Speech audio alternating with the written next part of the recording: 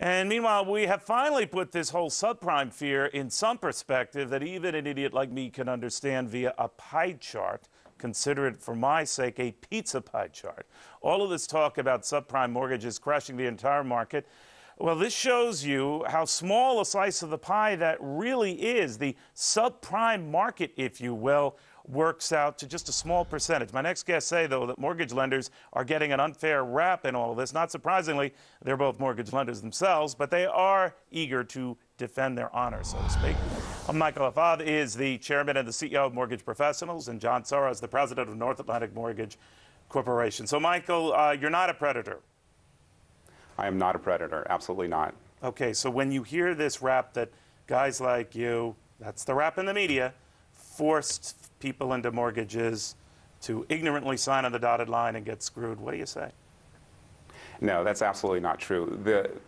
People are pointing the fingers at one another. You have the consumer pointing the finger at the mortgage industry, and you have the mortgage industry saying, no one is held at gunpoint to sign these loan documentations.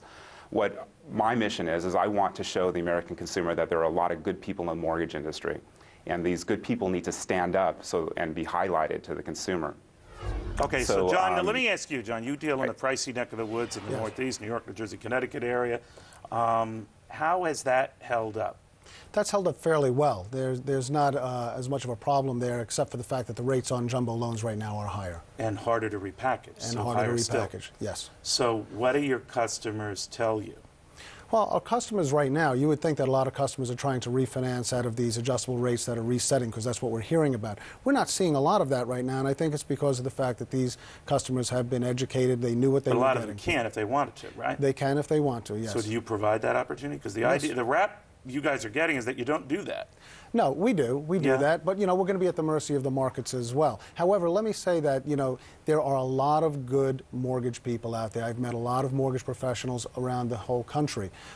These people are good people. They're honest people, and they are But there are an unscrupulous few. I'm sorry? There are an unscrupulous few. Of course there are. There's a few bad apples that will ruin it for the rest. What percentage do you think they are? I think overall it's a smaller percentage than you would think, but I also think that 1 out of 5, 1 out of 10? I really don't know the answer to that, but I think you'll see that most of them are out of the market at this point. All right, so Michael, many are saying, hey, there were some lenders who pushed unsuspecting customers to buy homes they couldn't afford on terms that they couldn't comprehend, and now those people are hurting.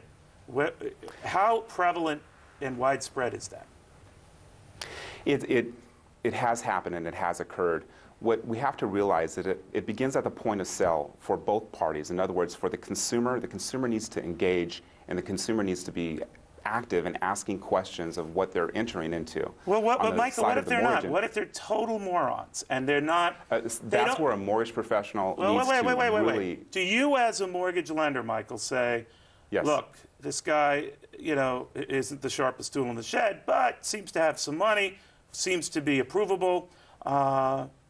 I'm going to go ahead and just stuff this down his throat. A mortgage professional will absolutely sit there and say, and go over and over again with the client to make sure that they're absolutely comfortable and they absolutely understand what they're getting into. Do you know some, Michael, who don't do that? What's that? Do you know some who don't do that? There have been some that have been bad. As a result of the last refinance boom, we've had a lot of people come into our industry.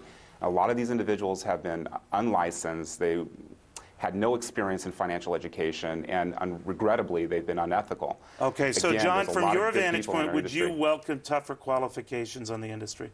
I think, the qualifications on the industry are pretty tough now. The disclosures obviously not tough enough for some of these bozos to get through, right? In any industry, you're going to have people that are going to circumvent regulations, but there are very tight disclosures out there for the consumer, and they're very protective to the consumer as well. John, Michael, thank you for stating your viewpoint.